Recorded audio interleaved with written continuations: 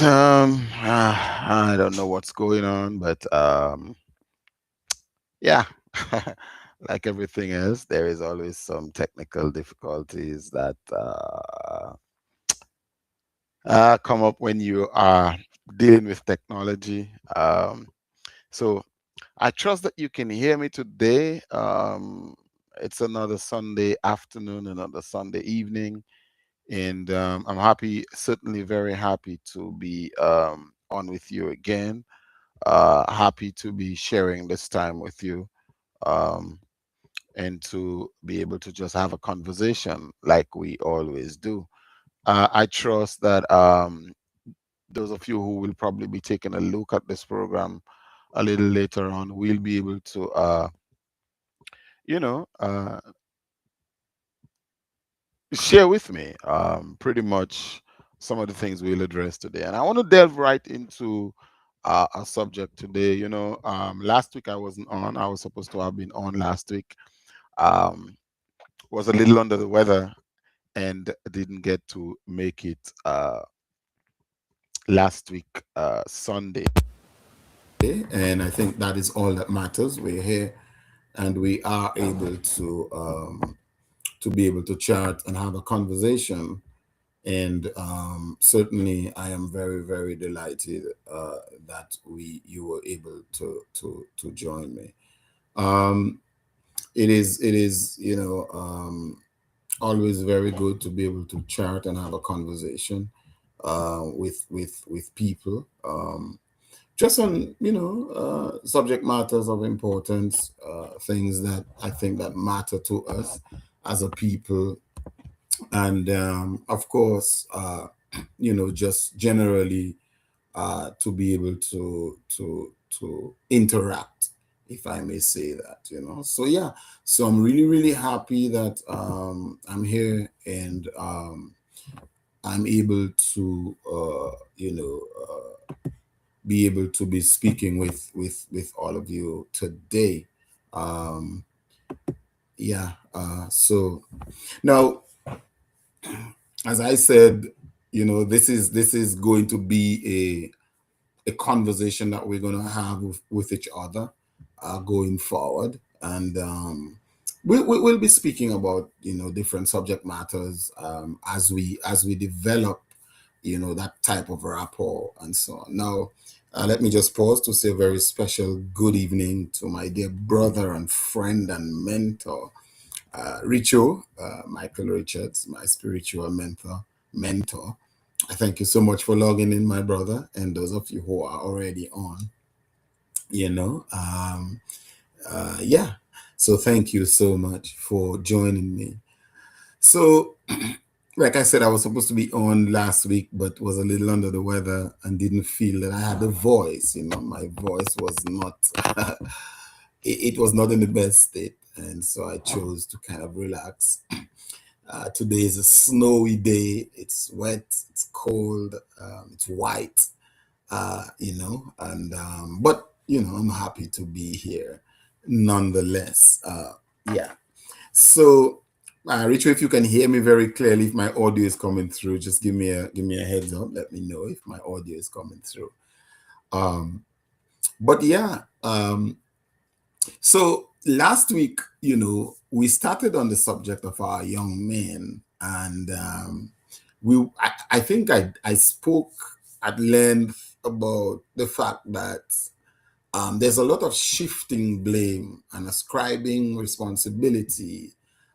Thank you, brother, to um, people, each other. So we've been passing the buck quite often when it comes to the issue of the violence among our young men. Now, bear in mind, I'm Dominican from the Commonwealth of Dominica. So a lot of the things that I'll be speaking about, I'll be focusing heavily on our Dominican young men, but these are all issues that impact young men generally across the board, across the geographical spectrum, so to speak. And before I go further, I let me just take the opportunity and the time to express my concerns, and just to let the Dominican people know that I am also paying attention to the major landslide that we had in Bellevue earlier today or very early this morning. And I thank God that we've not experienced any loss of lives. And it was just a mountainside, from what I understood, which came down into the river. So, I just want to ask people to be careful. I understood Dominica has been facing a lot of rain, and I've often said since Ophelia, the Ophelia trough, the country has been significantly saturated. The soil, really, that is, because we had Ophelia, we had Erica, and then we had Maria. And so, and then we've had constant rain throughout. So I just want people to be careful, particularly those of you who have built or are located on slopes and, ridges that seem to be vulnerable to slides, just to be very careful about that, because we just cannot afford more loss of lives. Anyway, so much more by way of disaster, and we all remember the pain that Erica brought us all. So I just want to express that from the offset.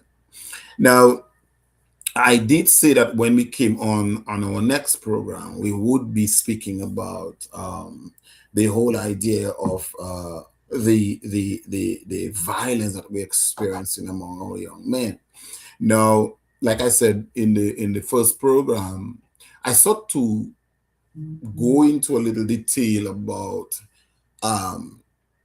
the fact that there is a lot of shifting blame and ascribing blame to this person and to that organization and to that group for what we're experiencing among our young men, particularly in Dominica and in the OECS and in the wider Caribbean, CARICOM, so to speak. Rather than adopting a collective responsibility or the approach that is indicative of a collective responsibility.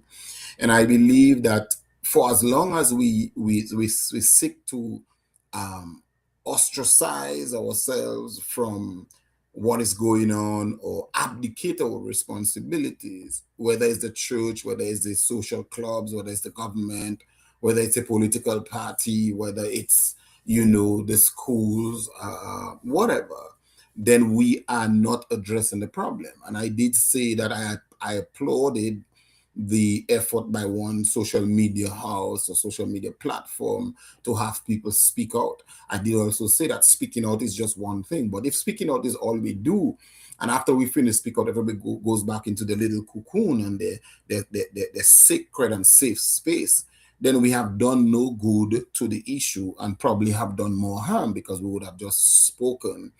But words are easy to speak, and it goes out in the air and people get worked up emotionally after a few minutes, and then it dies down. So I just felt that that is how I should have addressed it the first program.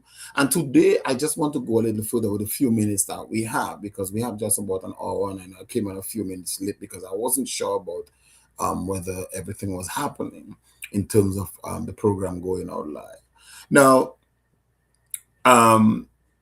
like I said, the idea of shifting blame or seeking to ascribe blame to a group or an individual or an organization, as against looking at it holistically and collectively, is of major concern to me. And again, I know I probably would come in for a little bit of flack if I say, or when I say, that the idea of people seeking to ascribe the violence among our young men to government and government's policy and unemployment, or the church, or the schools or the group individually is wrong.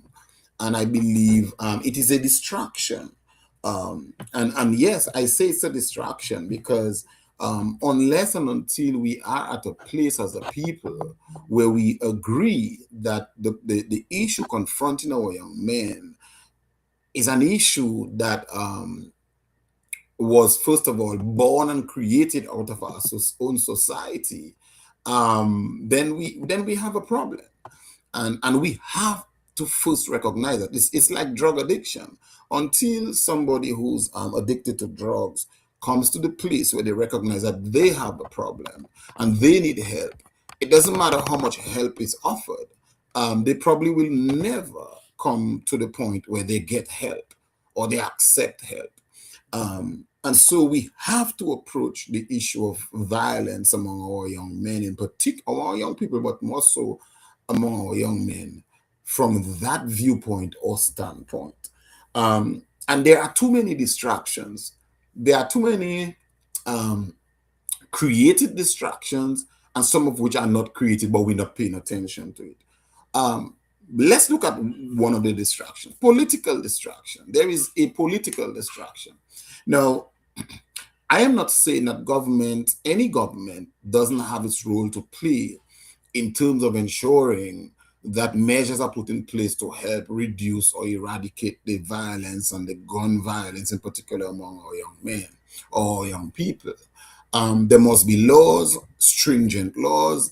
There must be the process of incarceration and rehabilitation. There must be the creation of an environment that makes it conducive for the young men to have better alternatives and all of that. That being said, in the great United States, they have all of those. In Europe, they have all of those. But there is still this scourge of violence and gun violence, among our young people. So herein lies the point that I'm making, that it is not the responsibility solely of a government, but a collective responsibility of our community, of our society, of our nation. So for example, for politicians, say, for example, those who are not in government, to now be gloating over the fact that there is so much violence because it is the government's fault, I believe is wrong, and I believe it's a wrong precedence to set. It is also setting the wrong expectations, because who is to say tomorrow you become the government, you form the government, and the violence is going to, the issue of violence among our young men, our young people are going to change? Would it be correct and fair to blame you for the problem? So when I see politicians using the issue of crime among our young men as a political ladder, a political tool, it grieves my heart, it grieves my spirit, because that's not right. It's not right for us to be seeking to make political mileage of violence among our young men, among our young people. So you cannot blame Prime Minister Roosevelt's character, you cannot blame the Minister of National Security, Rayburn Blackmore, or you cannot blame Greta Roberts, Minister of Community Development, or the Minister of Education. I mean, you cannot blame them, because they have their part to play. The question is the society or the community playing its role to complement what the government is doing? And in areas where the government is falling short, who is coming up and seeking to fill that gap? Are the opposition politicians themselves saying the right thing? Are they speaking, engaging the young men in the right conversations? Are they authoring the right things in the media that will help dissuade these young men from embarking on a life of crime, a life of violence, a life of illegal guns and drugs and so on? These are some of the things that need to be addressed frontally, rather than seeking to ascribe blame. And I believe that is where people must begin to come together and say, how can we collectively approach the issue that is causing a problem among our society? Bob Marley said, when the rain falls, it doesn't fall on one man's house. So you think it is only the politicians and government who may be facing threat by these young men? What about you, the opposition politicians? What about you, the other people in society? You are also facing the challenge and the difficulty. So to seek to ascribe blame to the government or the politicians forming the government is wrong, in my view. To seek to say it's only the church's problem, it is wrong. To seek to say it's only the sports club problem, it is wrong. I think it has to be a collective. So there are distractions, and like I said, politics, the political distraction is one area that must come to light. Religious distraction. The church is supposed to be, in my view, setting the benchmark for norms in the society.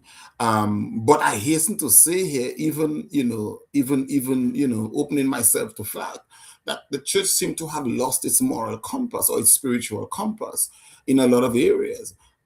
So when the church is supposed to be going out, and I say church, remark you, not religion. When the church is supposed to be going out and engaging these young men on the ghetto, engaging them where they are, The church now sits in their four walls, in the big buildings, the huge edifice, and they preach down to people, rather than going and engage these young men on the floor. Because a lot of times these young men are looking for attention, and we'll come to that before I end tonight.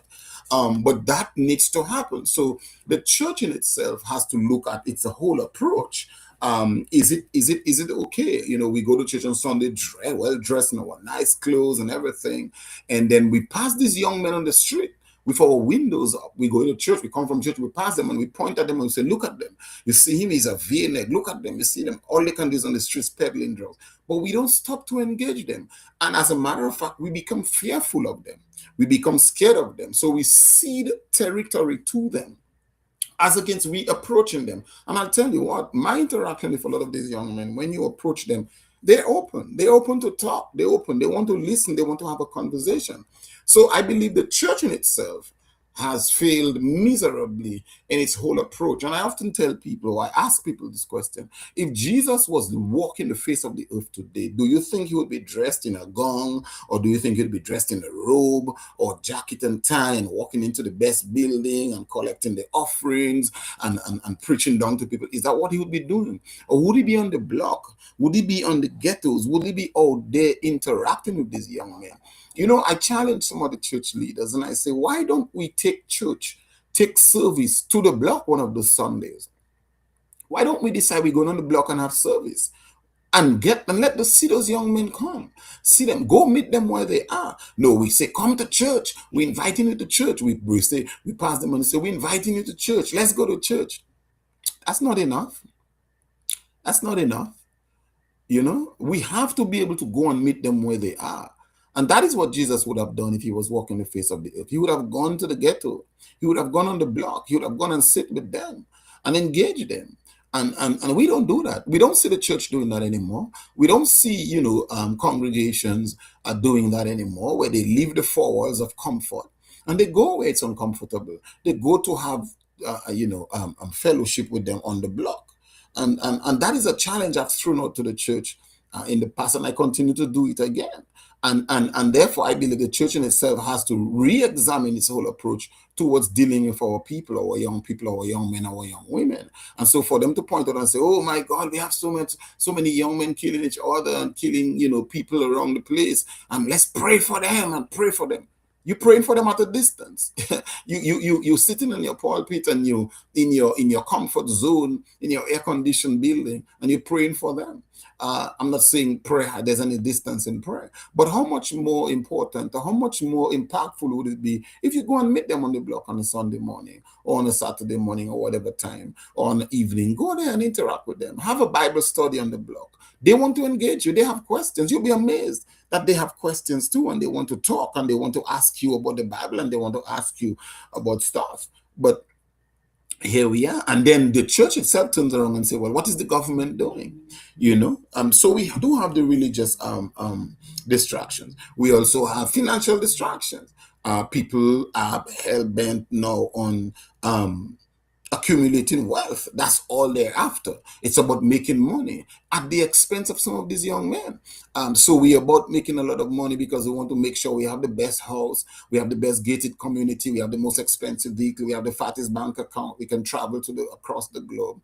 And then we come back and say, oh, they're making the place so unsafe and so on. But that's what we do. So when we make all this money, when we accumulate all this wealth, we hoard it. We keep it to ourselves, and we forget these young men, and then we sit from a distance, we castigate them. We say, oh, they're this and they're that. Well, why don't we use some of that wealth that we've accumulated and made to go and engage them and ask them what sort of projects they're looking to do? Hey, listen, I can sponsor you. Do you have a skill? I can get you the tools you need if that is what you're looking for. But we make our money, we become millionaires, wealthy people, we have how many properties, how many businesses. We forget them, we forget them. And then we blame them for being on the block selling drugs. We blame them, but we've never engaged them. We've never gone to them and say, you know what, today I've made it. I want to help you. The life you're living, look at what it's doing. Look at what it's causing you and your family. So I can assist you. If you want to do a project, if you have a skill, If you're a painter and you need the tools, you need the necessary resources, hey, listen, I can assist you. You're a mechanic, you need the tools, I can assist you. I have land. Is it land you need for you to set up your mechanic shop or something? I can assist you. So we have to understand those things. Now, you may say, oh, well, those things we're trying to look for excuses and reasons. No, no, no. These are actual facts and factors that impact on the issues that we're dealing with, specifically as it relates to violence among women. And you're right, Rachel. When we were growing up, that's what we did. We went out in the public and we had open air service right where they were. Right, and they didn't run away. They used to be right there. And I remember people, getting civil right down the block. Some of the people were feared were the worst set of people. That is how we did it. But today the church has become a closed place, where if they don't come in there, then nobody goes to look for them. So yeah. So thank you, Richard, for that point and that observation. But yeah, so another distraction is financial distraction. So they see you making all your money, they're struggling, they come out of a home where they probably never had the financial wherewithal. You've made your money, rather than probably trying to assist them, trying to uplift them, trying to engage them and say, listen, I can help you create an opportunity for yourself. What do? We castigate them. We throw them aside. We call them names. We say they're deadly, they're dangerous, they're this, they're that. And the only time it becomes a concern to us is when our daughters go out and begin to interact with them, or our sons begin to interact with them, then it becomes a concern. So there is the financial distraction. People have become tunnel visioned in our society, and all they're concerned about now is making money. It's all about money. It's all about accumulating wealth. It's all about grabbing. It's all about taking what I can get. That is the kind of things we deal with today. And the care for humanity, the care for each other is gone out of the window, because today we are concerned about making money. Bless you, my brother Clinton. Good to see you. I care about you, bro, and good to see you. And thank you so much for the support. And I hope you're doing well. So yeah, so that is another distraction. So like I said, we have political distraction, we have religious transactions, we have financial distraction, and there are many other distractions we can talk about. But I want to run ahead a little bit, because I know our time is really running very quickly, and we started about 10 minutes late. Now, oftentimes we hear in our society that there is bad behavior. Oh, these young men are bad, they're bad, and all they're showing is bad behavior. Thank you so much, my dear pastor and mentor, Pastor Ken. Thank you so much for joining, my brother. Just wanted to know, that you continue to be an inspiration to me. Thank you so much. So oftentimes we hear that term, bad behavior. And yeah, we see things that appear to be bad behavior. At least that is how it is exhibited. Because the things they do affect society badly or negatively. So we coin it as bad behavior. But I like to call it red flags. I like to say many times our society here, but we don't listen. Our politicians here, but they don't listen. Our society, the leaders in society, they hear, but they don't listen. Our preachers, our pastors, our priests, our spiritual leaders, they hear, but they do not listen. And there's a difference in hearing. You can trap sound with this, they call it opinion. But listening is being able to internalize it and having an understanding of what is really being said. There is what we call the verbal and the non-verbal forms of communication. People will open their mouth and they will say things. So for example, somebody will say, I'm going to kill myself, and that alerts everybody. But there are people who will say things without verbalizing it. They will exhibit certain behaviors. Children go to school sometimes and they're always in a fight. Or they've become suddenly reserved, and there are children who are very upfront and talking a lot. They no longer speak, and we just say, "Oh, he just introvert," or "She just become an introvert." And that's a sign. That's a red flag. That's something they're saying. So sometimes, or oftentimes, as a society, as a church, as a government, as a people, we see the behavior and we abstain from them. We push them aside. We say, "Oh, your behavior is terrible. Your behavior is bad."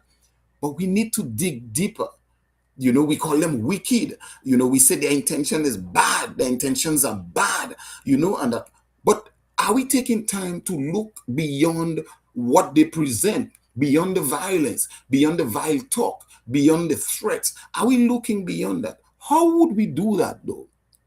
If we do not engage them at their level, we cannot understand them. And that is what I was talking about earlier when I said, especially when it comes to the church, we don't engage these people. We don't go on the block and meet with them. We don't go where they are and talk with them. Why should we always have a prayer meeting and a Bible study within four walls? Why can't we go on the block? Why is it that we always have politicians on the media and and on radio and television and elsewhere talking down to them? Why don't we go on the block and sit with them as the ministers of government, as the opposition politicians, those people who hold prominent positions in the society? Because that is, they're in their comfort zone. They're going to tell you what they're going through. Those of us who have those people who have made all the millions of dollars. When was the last time you identified a young man and say, listen, do you have a skill? I have made it today. I can sponsor you. I can give you some land to start your mechanic shop. I can give you some money to buy your tools. Come, let's go. I'll take you along with me. We don't do that anymore.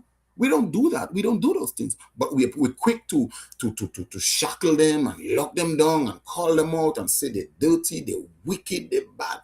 Once you start calling people bad and wicked, you're actually speaking over and into their lives. You are actually placing a stigma on them. You're actually placing a tag on them.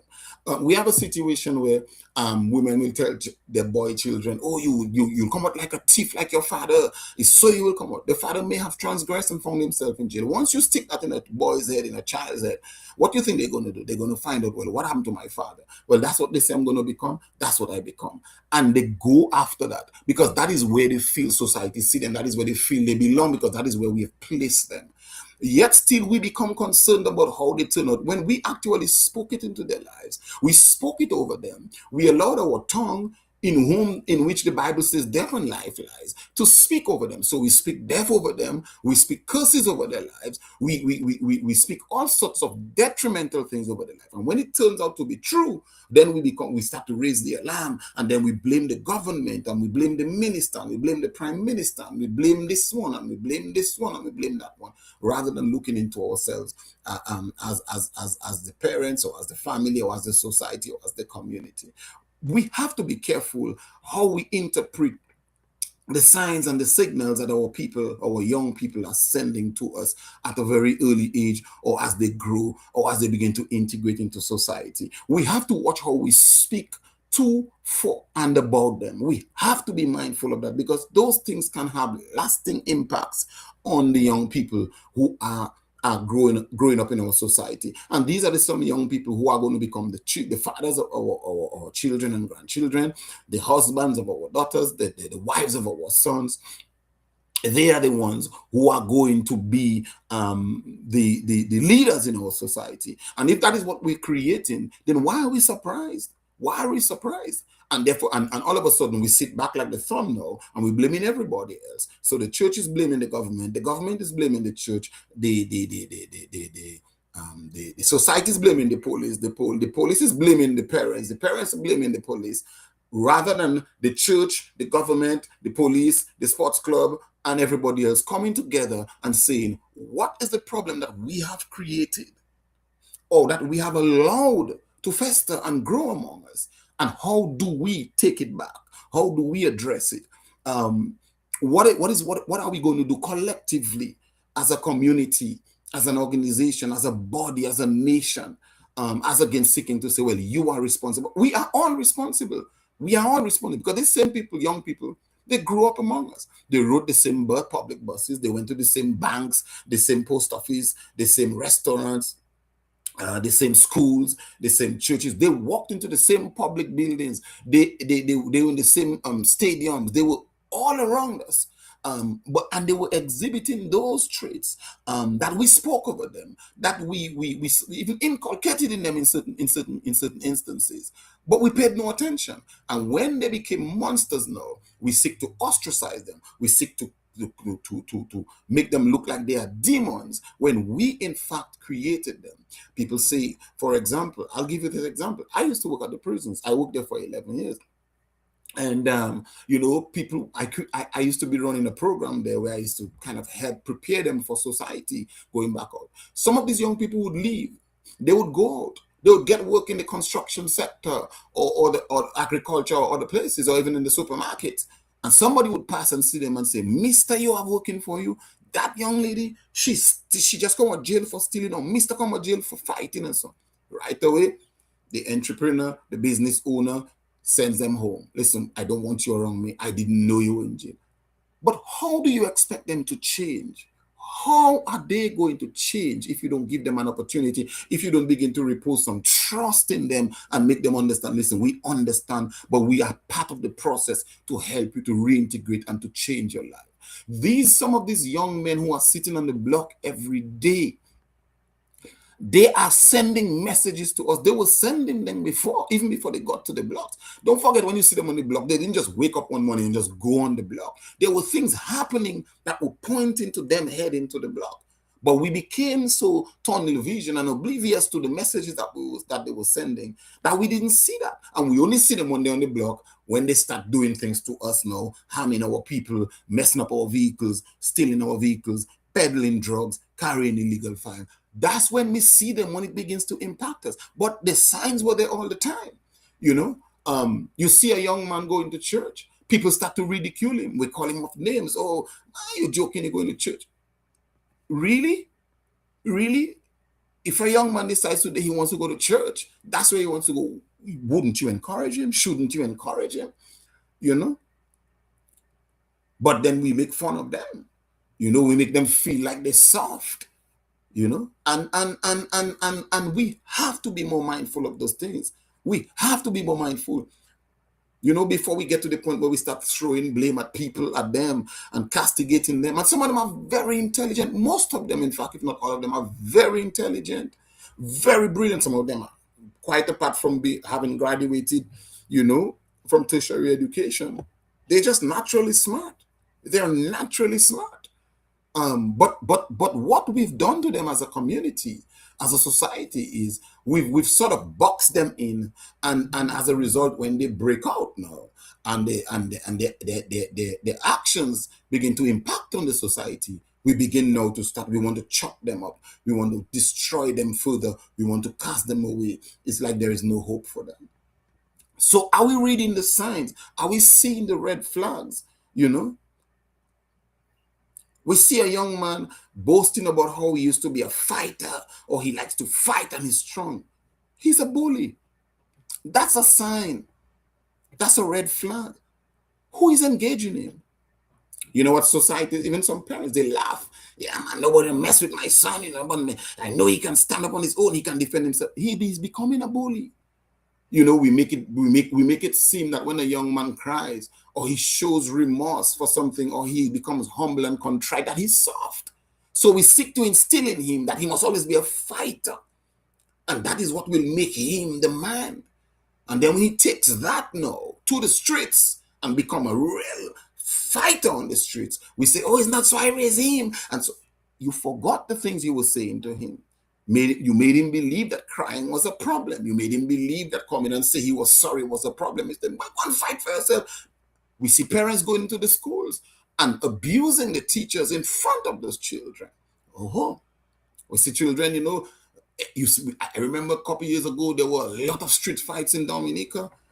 Grammar school fighting against SMA, Goodwill school fighting against this one, and people were laughing and filming that and putting that on social media. Can you imagine parents taking videos of those things and putting it on social media, gratifying and glorifying those kind of things, when we should seek to arrest it early and pull them in and find out who are the young ladies, why were they fighting, what is going on at home with them that's causing them to vent in that manner. Who is that? Who are their priests? Who are their pastors? Who are their leaders in the church?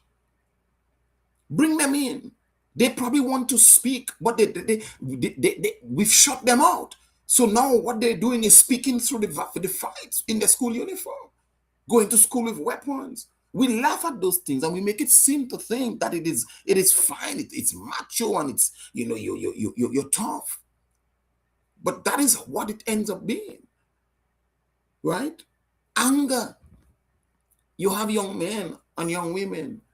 Before you talk to them, they're angry. They exhibit anger. A lot of times the anger is a masking. There's hurt there. But they do not want you to come close to the hurt. So they figure the better thing to do, or the best way to deal with it, is to front you with anger so you don't come close. It's like I tell people, a snake is a coward animal. But what the snake does is it puts up a front and makes you believe, hey, listen, I'm going to mash you up, I'm going to sting you and kill you. But if a snake sees you before, it's gone. It's a very coward animal. And sometimes these are what our young people, our young men in particular, exhibit. You see them angry. And it's not because they are angry, they're hurting. There are things taking place in the dark part of their lives that they can only speak through anger.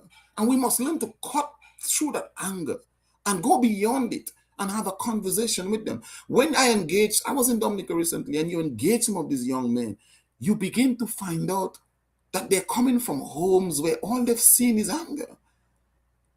Parents fighting, brother, siblings fighting, or even the movies that the parents put on for them is war.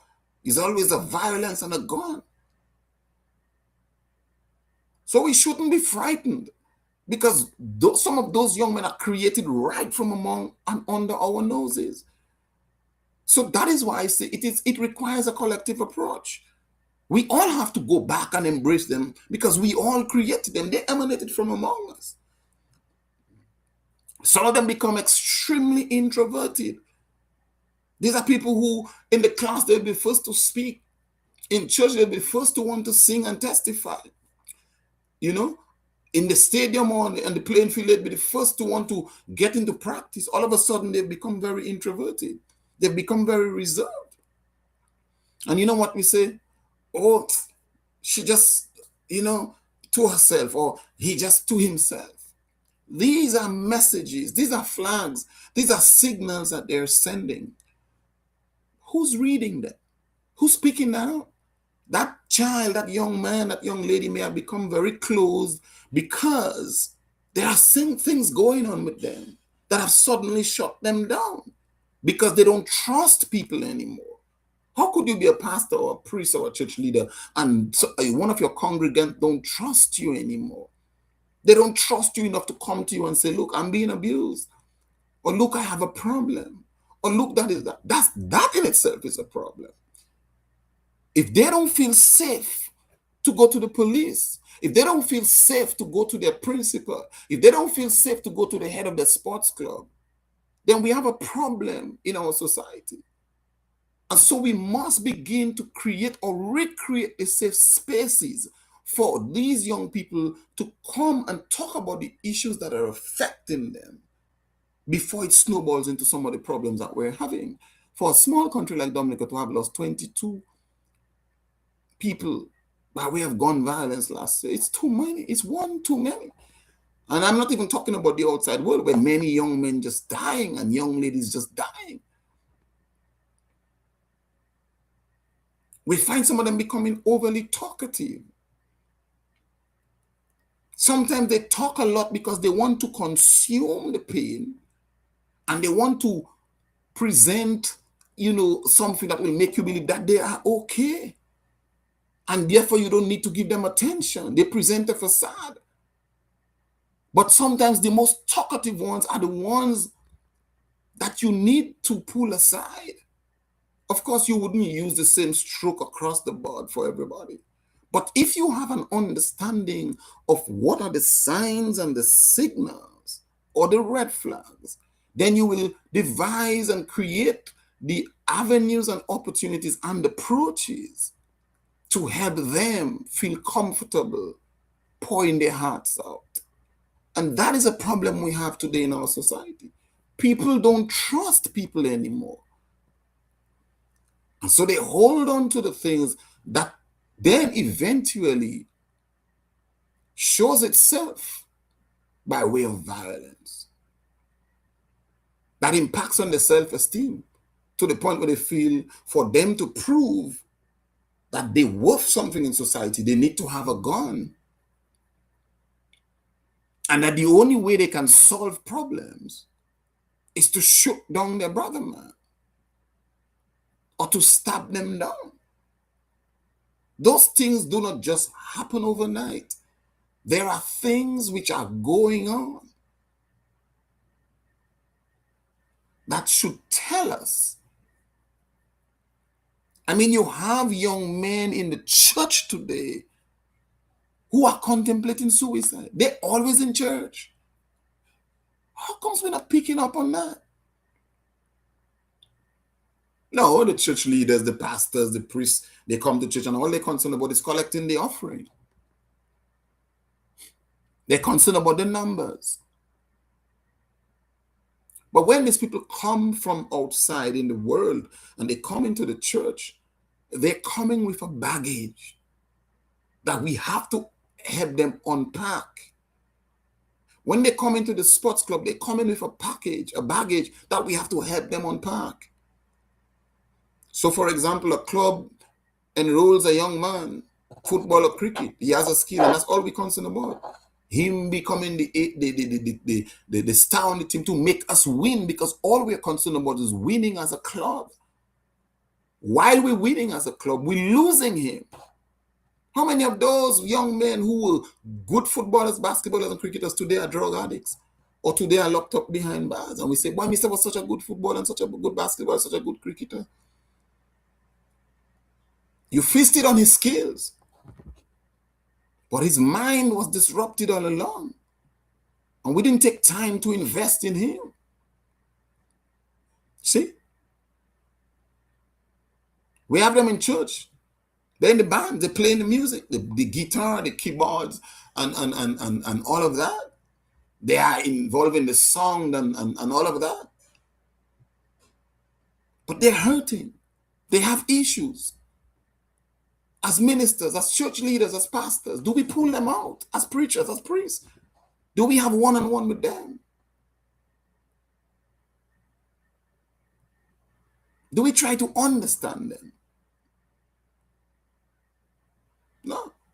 But when they fall through the cracks, there's a big human cry about how, they've become. Some of them have become boastful. Not because they want to boast, but that's an attention-seeking scheme. They actually say, look, I need your attention. Some of them come with ideas, grand ideas. And we say, oh, yeah, that's a good idea. Go for it. What do you think they're thinking? They're thinking about selling drugs to go for it. They're thinking about holding up somebody. They're thinking about getting involved in some criminal activity. So when we hear those grand ideas, do we engage them? And then what our response is? To bash them. To call them all sorts of names. We say they're mad. We say, it's a madman. So when we see them on their bikes, riding through also, and they almost broke our mirror, we're like, what happened to that mad fella? He's crazy, crazy. And then you know what we say? I don't know why he doesn't want to crash. Then he crashes and he dies. But guess what? Maybe one of our daughters or our sisters were actually sitting as a pillion rider. And she's involved. And then we say, oh my God. But that's what you spoke. You think that your children, those of you who think your children are safe with your four walls, they're not going to interact with these young men and these young women in the society. Oh, yes, they are. What have you inculcated in yours that they can stand firm and stand their grounds? But also, how have you sought to ensure that you know the friends and the associates of your children and that you try to help them? Good evening, Sister Winston. I'm very blessed. I hope you and Brother Winston are fine. What have we done? What have we done as a society to engage those people? It's easy for us to go on the school ground and curse up a teacher and beat up a teacher. It's easy for us to curse the coach and say in front of our children how the coach is a volley and the coach this, and we start castigating in front of the children. What are we expecting to create? What are we expecting to create? How do we anticipate our society to become when this is our approach? And then we sit back and we blame the prime minister. And then we sit back and we blame a minister of government, or we blame the PS, or we blame, a group.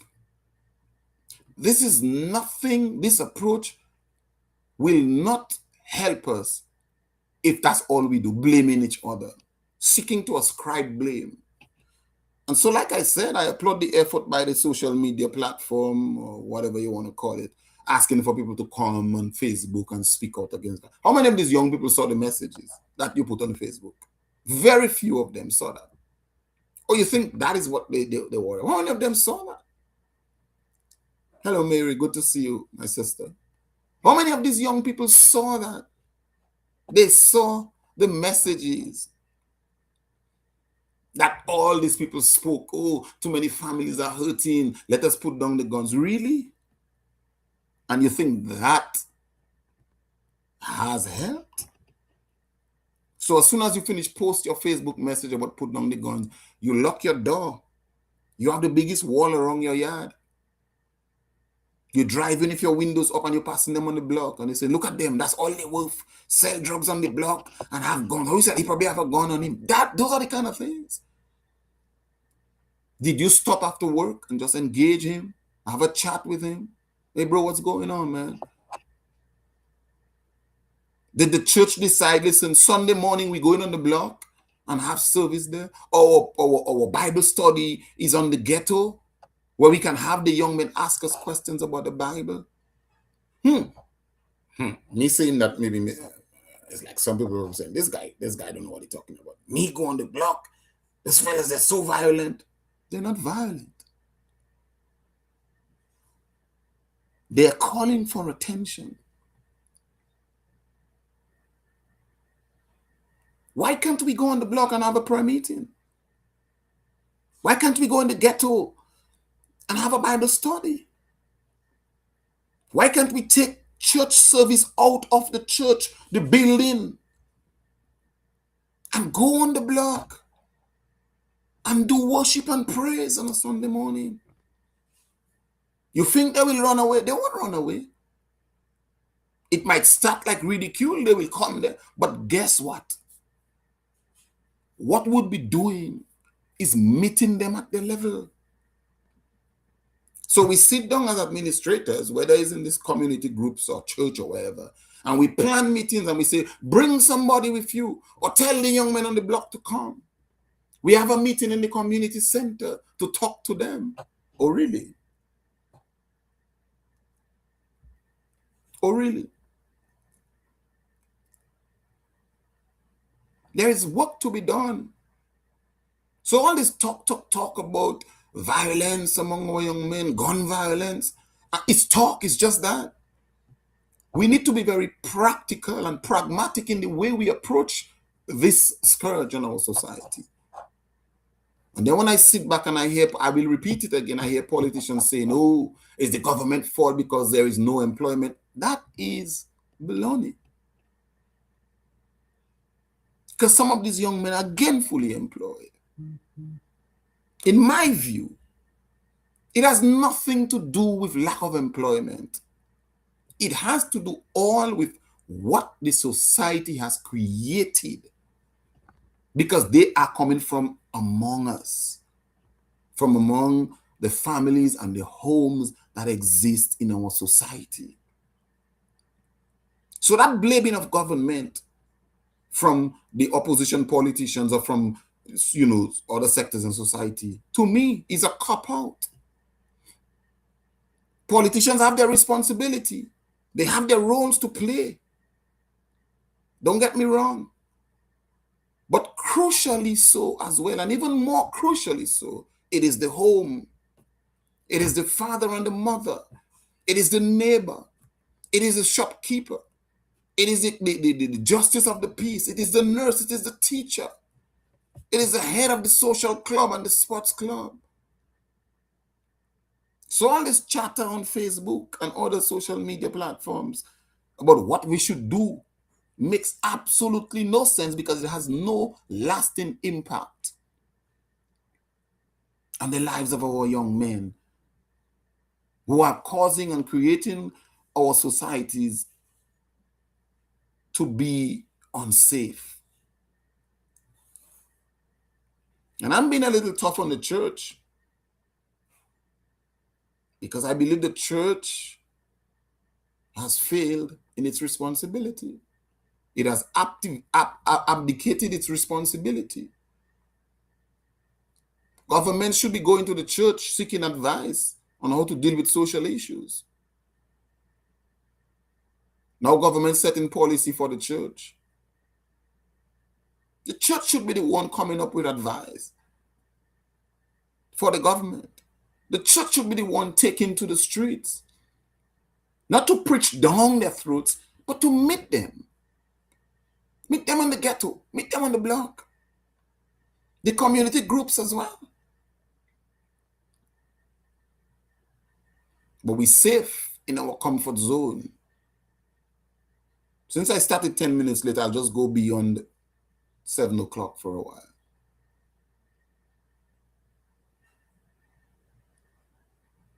So essentially,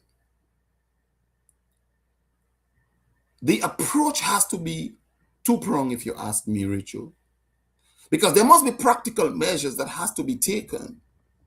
We have to create the environment for them to be able to find work or create work for themselves. But most importantly, that is a spiritual problem. A couple of years ago, I said,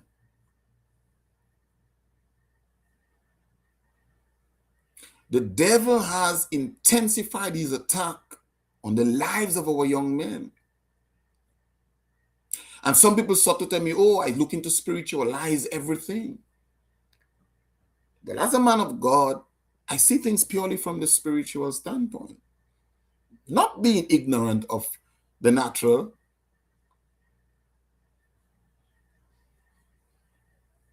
And you see, Pastor Ken said something this morning where he said, too many of the churches today are just preaching comfort sermons. Oh, you are blessed and you're on your way to heaven, and all of these are good. But are we preaching and teaching the real things? Are we speaking as a church realistically? Are we practical in dealing with the issues? The activity among our young men, they are demonic. They have their roots in demonic spirits. That starts in the home. Because when you have mothers telling young men, you will turn out like your father, his thief you will thief, his drugs you will end up, his jail you will end up, that's a demonic spirit you're speaking over the child. When you have young ladies being sexually abused by their fathers or stepfathers, and mothers are covering it up, what do you think will happen? And who do you think they will gravitate to? The bad boys. When you have young men being used as peddlers of drugs by their parents, when you have young men whose fathers are going to get young girls for them, or even mothers doing it, what do you think you're creating?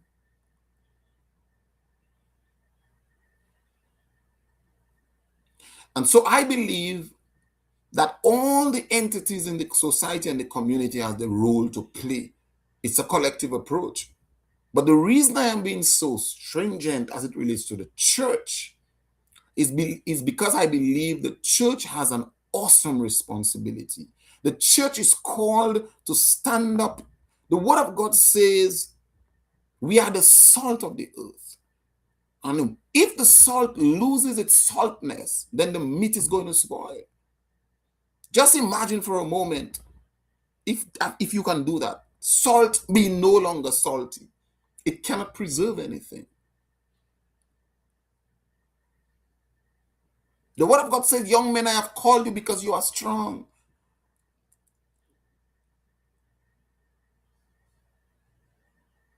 So there is a special need for young men.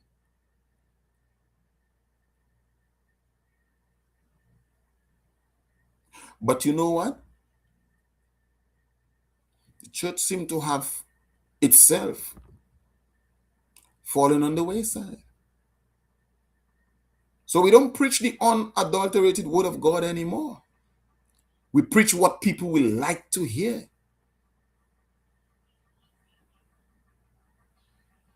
So when the problems are identified, even in the church, we pacify it.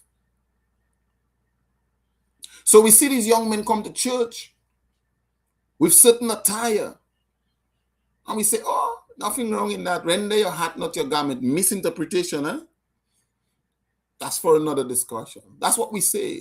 Render your hat, not your garment. We don't call them out on it and speak with them and encourage them to be decent and to present themselves presentable. We see our young ladies go to church, their cleavage outside. They have skirts which are so revealing. And we say, oh, it's the time. Oh, you know what we do? We go and we gossip on this side. You don't see how she dressed. You don't see how he dressed. Ritual, we remember, right? Remember the days of Pastor Bear? Those things are gone. And the church is making excuses now as to why we should accept it. Oh, it's nothing. God looking at the heart. Really?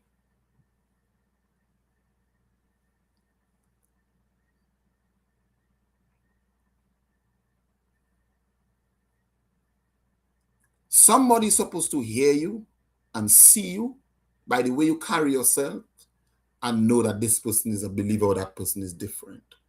It is no wonder today you don't even know who's a young Christian believer or who's a young man that's serving God when they go out. You cannot differentiate because the dressing is the same, the language is the same, the place they socialize and hang out is the same. You don't even know. You cannot say this is a believer, a young lady who's a believer, or this is a young man who's a believer. You don't know.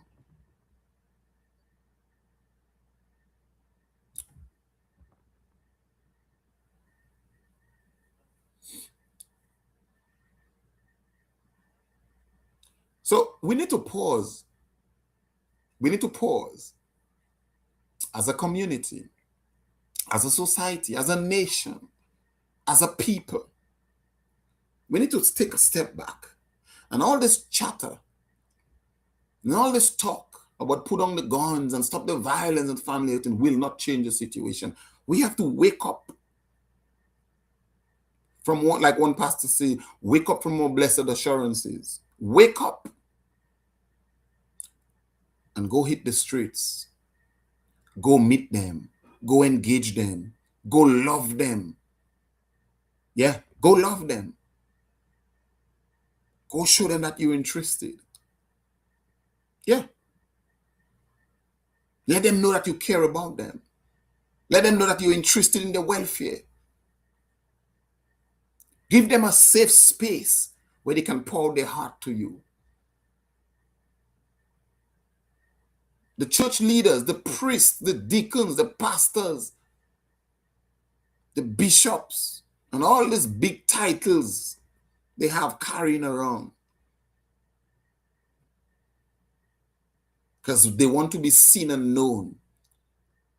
While people under their charge are suffering and heading to hell. Engage them. Get out of the four walls. Go do a Bible study on the block. Go share the word of God with them. Go feel that void and that emptiness and that craving that they have for attention.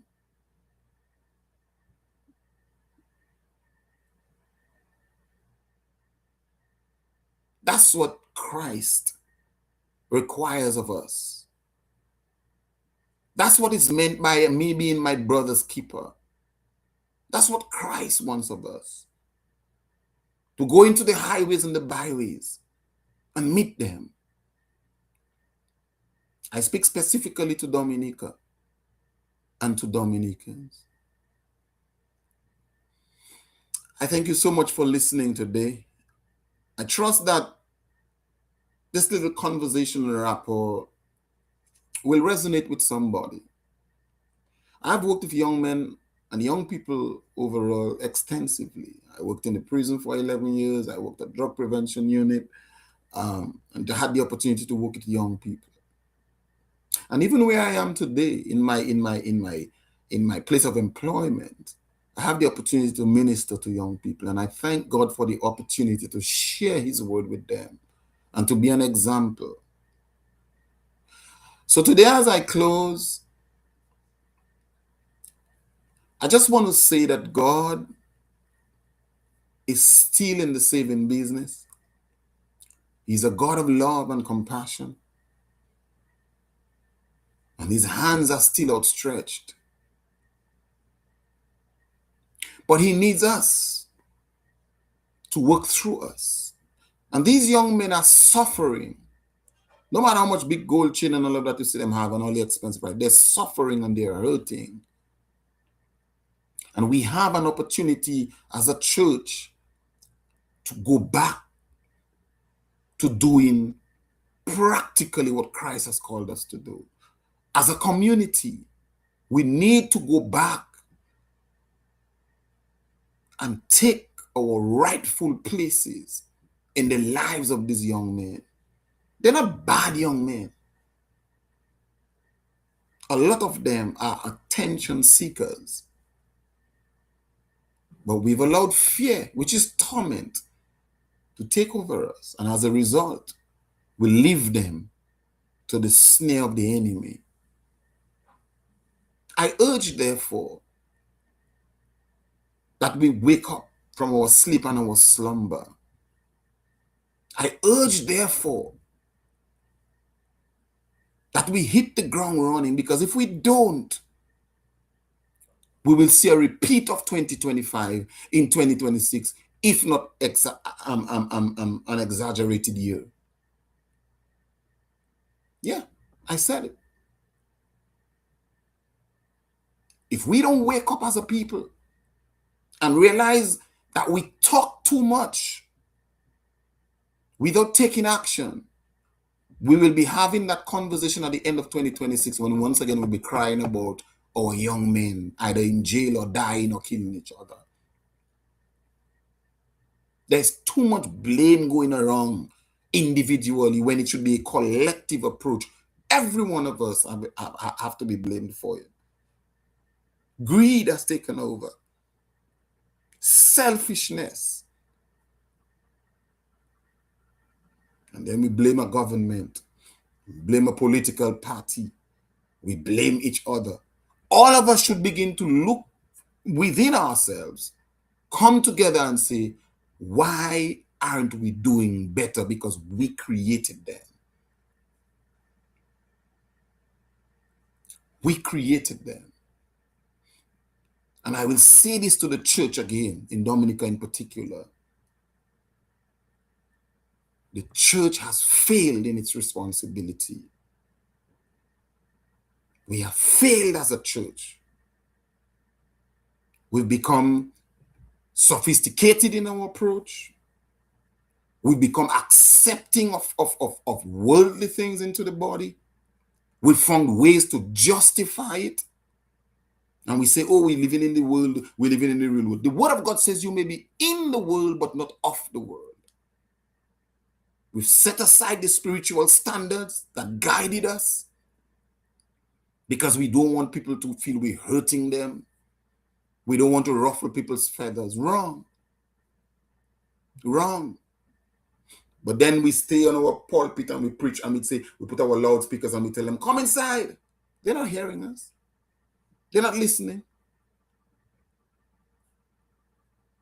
Close the church door, the church building door. Go on the ghetto and pray. Go on the ghetto and have the Bible study. Let them engage you. Let you engage them. Hear from them. Let them feel that somebody cares. So when you tell them come to church, they'll feel, you know what? I have to go because they came to us, so we have to go where they are. Even some Christian parents, the kind of things we speak over our children. The word of God speaks about death and life lies in the power of the tongue. We think it's a joke. We say, oh, he's a little rebel. You know, this year we growing up a little rebel. Oh, yeah? Oh, yeah? You better believe that's what you're getting. Thank you so much for listening today. I just want to thank God for his strength, his health. I thank him for the opportunity to be able to speak and to interact with you once again. I look forward to speaking with you again next week, Sunday, the Lord's willing. The name of the program is Kairos Unscripted. And no theatrics here, just normal, natural, simple talk. God bless you. I love all of you.